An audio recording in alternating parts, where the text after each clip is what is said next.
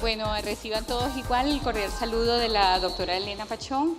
Ayer les presenté sus disculpas, me comuniqué con ella y bueno, realmente ha sido muy grato poder presentar el material que es producto de su esfuerzo y sobre todo de su experiencia. Ayer les di una pildorita sobre esta zona y también les quería decir que la pira, que es una planta típica del Valle de Caracas y que probablemente dio el nombre, aún se discute si fue que le dio el nombre realmente al valle, el Valle de los Caracas, pero se refería a la pira, era muy cultivada en esta zona. Esta zona además recibe dos grandes ríos, además de los 52 afluentes de la montaña del Ávila, hay un río muy importante que es Los García, que prácticamente no se ve en el resto de la ciudad porque ya está encofrado. Pero además, él es un tributario del Guaire, así como la unión del río Valle en este sector, ambos son tributarios principales del río Tuy.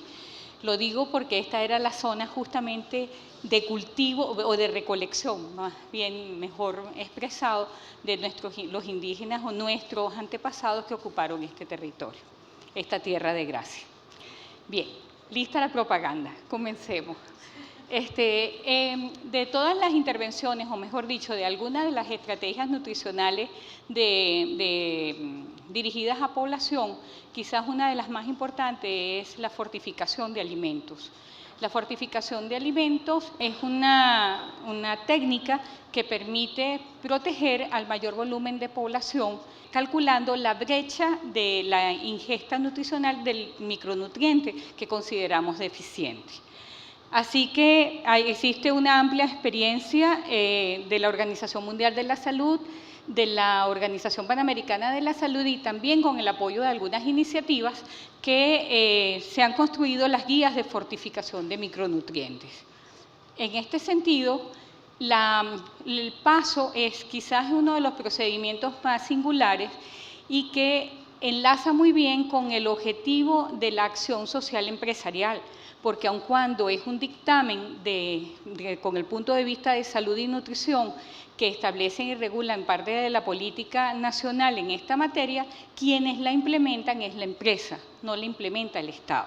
Esa es quizás una de las cosas que deberíamos resaltar en esta estrategia. Entonces, lo que se utiliza en los ingredientes crudos, aquí de manera simple se identifican 4 fases del proceso, que es el procesamiento inicial donde se ingresan los ingredientes crudos que luego bajan a través de una tolva y va a la premezcla. Esta premezcla generalmente lleva el producto en la distribución en lo que se llama un tornillo sin fin y va al proceso de empaque y a los controles de inocuidad. ¿Cuáles son los puntos en que nos permite a nosotros saber en la fase de monitoreo si se está haciendo la fortificación de manera satisfactoria? Justamente tomando muestras en el nivel de empaque. Esto es todo un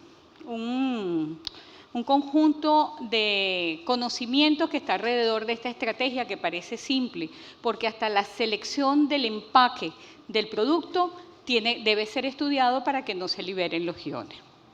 Bien, al final tendremos un alimento fortificado. ¿Qué alimentos se fortifican? Una gran variedad en el mundo. Por ejemplo, tenemos la salsa de soya, que para nosotros no es un producto masificado, sin embargo, en Asia se utiliza la salsa de soya, pero existen otros productos como la leche, la margarina, el aceite, el azúcar, las pastas, el trigo, la sal. Estos son, digamos, los más comunes.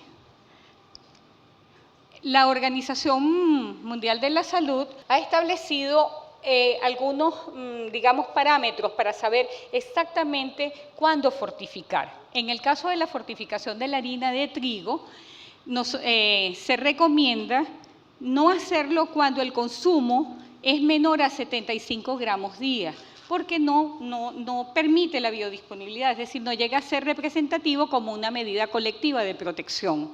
En el caso de Venezuela, nuestro rango es de 75 a 149 gramos día en promedio y utilizamos aproximadamente 45 partes por millón en el proceso de fortificación.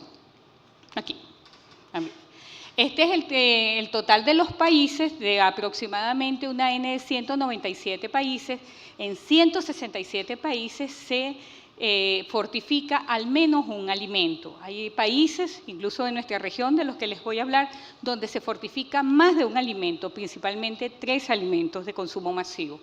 Pero aproximadamente estamos hablando de un volumen importante de países donde se ha convertido en una práctica ya conocida. ¿Cuáles son los principales vehículos utilizados en 3 granos de importancia en la mesa? Arroz, harina de trigo y harina de maíz. Esta es la fortificación, es más o menos el mapa. Como ven, en el caso de la harina de trigo, todos los países de América fortifican harina de trigo, todos, sin excepción. En harina de maíz hay diferencias, Estados Unidos y México, Venezuela, Brasil, Nicaragua y Costa Rica. En el caso, y estos son los otros países del resto del globo donde se hace. En el caso de la fortificación con arroz, el único país que fortifica arroz efectivamente en América es Costa Rica. Hay otros países que están trabajando guías, y entre los países que están trabajando guías se encuentra Belice, se encuentra Guatemala, Panamá, Perú y Colombia. Trabajando guías, eso todavía no lo he implementado. Y un país que implementa la fortificación de arroz de manera parcial a través de un programa nacional para algunos grupos de población es Panamá. Bien, ¿cuáles son estos países? Ya aquí está en número, y la disponibilidad de trigo, por supuesto, en estos países está por encima de los 75 gramos persona día. Ahora miremos los 2 conceptos que se aplican en este caso, en especial sobre todo con la fortificación con hierro, que es, digamos, el micronutriente que es objeto de importancia en este vehículo que es trigo. En realidad, hasta ahora ha sido un programa altamente efectivo y lo vamos a ver en algunos datos que les voy a presentar. Sin embargo, cuando hablamos de eficacia, en el caso de trigo, para corregir anemia, por las mismas razones de la multicausalidad de la anemia, no siempre ha sido tan exitoso. Veamos ahora en cifras por qué les digo esto. En esta línea ustedes pueden encontrar todos los estudios, las revisiones que se han hecho con respecto a folato sérico, y verán cuál puede ser los valores que se tenían antes de la fortificación, y en las barras oscuras pueden ver cuáles los resultados después de la fortificación. Por supuesto que el índice sérico de folato es significativo en estos grupos de población, niños de 2 a 15 años, en las mujeres en edad fértil, los adultos mayores y en todos los grupos de población que son estos estudios. Es decir, de acuerdo a lo que se presenta acá, obviamente ha sido muy efectivo. En los grupos en que más peso tiene, en este caso son el grupo de mujeres en edad fértil, que este valor es significativo, que es el estudio de INCI Chase, el estudio que hizo el Centro Nacional de Alimentos y de Alimentación y Nutrición en Estados Unidos de 2012, que es un estudio bastante reciente, y este estudio de HISH que recomendamos en niños menores de 6 meses. Lo que están resaltados son en ferritina sérica, sucede exactamente lo mismo. Pueden ver en pre y post fortificación, los azules son post fortificación, los valores son notables, las diferencias son notables. El hierro en harina varió de 30 a 60 miligramos por kilo, y los fortificantes utilizados son varias sales, entre ellos tenemos el sulfato ferroso, el fumarato, el hierro elemental y el hierro electrolítico. En ferritina aquí tenemos el trabajo del doctor Lairice, 2002, y colaboradores. Veamos ahora, en hemoglobina, las diferencias también pueden ser notables. En hemoglobina es donde menos impactante son los resultados, y justamente por la multicausalidad que significa la anemia. Es por esa razón que probablemente en hemoglobina, aun cuando es eficiente, no se visibiliza como en los otros componentes. Es de hacer notar que aproximadamente un 20% de la mortalidad materna está asociada a la anemia. Por eso es tan importante este micronutriente en especial. Aquí vemos las diferencias entre la prehemoglobina y aquí vemos en la hemoglobina, y aquí vemos que además están asociados otros micronutrientes como hierro, zinc, ácido fólico, tiamina, riboflavina, niacina, pyridoxina y la vitamina A. En resumen, vemos cómo en los estudios, de los 18 estudios sobre folato sérico, 18 dan valores favorables, del total de evaluados, 19, en defectos de tubo neural, 19 sobre 20 estudios, en ferritina sérica, 9 sobre 11, y en hemoglobina, la diferencia que les comentaba, solo 11 sobre 23. Así como les explicaba ayer en ProPan, también existe una matriz de monitoreo y de seguimiento para ver cuáles son los alcances de este procedimiento.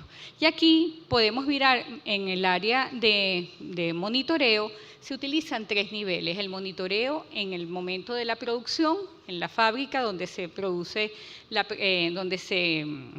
introduce la premezcla. Hay otro monitoreo que se realiza a nivel comercial para medir acceso. Y el tercer monitoreo, el tercer tipo de monitoreo, se hace en encuestas y puntos de consumo en hogares. Bien, ¿cómo saber si esta fortificación, estos datos son sostenibles? Muchos países de los que hacen fortificación hacen seguimiento, pero no todos los países publican los resultados. El único país, esto está invertido, el único país que desde el año 2001 publica anualmente los resultados de monitoreo es Guatemala. El resto de los países lo hacen publican de manera ocasional, aun cuando hacen sus sistemas de monitoreo y de seguimiento. Y Chile está haciendo una última revisión 2009-2012. Esperamos contar con ese estudio, con esa sistematización de proceso de monitoreo, porque es uno de los países más antiguos en este proceso de fortificación. Así que al fin, estas son las herramientas que están disponibles, tanto de OPS, de OMS, como la iniciativa de fortificación de harinas y otras organizaciones, GAIN, PAT International, pero lo que queríamos mostrar aquí es que sí existen instrumentos para diferentes etapas del proceso y esa tecnología está disponible. Bien, y por último, ¿cuáles son los retos? Los retos que ofrece esta intervención, obviamente una de las debilidades es que a pesar de que se realizan los monitoreos y las evaluaciones, no se publican. Y las actividades que no se publican es igual a no haberlo hecho. Y eso es realmente fatal para medir las intervenciones en salud pública. Y el otro tema que debe considerarse es que debemos darle mayor difusión a las herramientas disponibles para hacerle seguimiento y saber si los procesos o las decisiones de política están llegando donde deben llegar.